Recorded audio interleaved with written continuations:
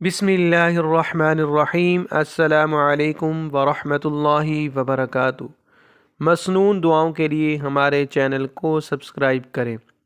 حضور کریم صلی اللہ تعالی علیہ وسلم کا رات کو سوتے وقت ایک دعا کا معمول۔ حضرت عائشہ رضی اللہ تعالی عنہا سے روایت ہے کہ رسول کریم صلی اللہ تعالی علیہ وسلم کا معمول تھا کہ جب رات کو سونے کے لیے لیٹتے تو دونوں ہتھیلیوں کو ملاتے اور سورۃ قل هو اللہ احد، قل اعوذ برب الفلق اور سورۃ قل اعوذ برب الناس، ان تینوں سورتوں کو پڑھ کر ہتھیلیوں میں دم فرماتے۔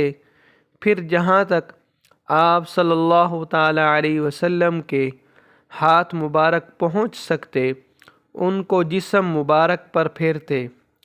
پہلے آپ علیہ الصلاۃ والسلام سر پر اور پھر اس کے بعد چہرے اور جسم کے سامنے کے حصے پر اپنے ہاتھوں کو ہتھیلیوں کو پھیرتے۔ یہ عمل آپ علیہ الصلاۃ والسلام 3 مرتبہ فرماتے تھے۔ اللہ تعالی سے دعا ہے کہ اللہ تعالی ہمیں بھی اس سنت پر عمل کرنے کی توفیق عطا فرمائے۔ آمین ثم آمین۔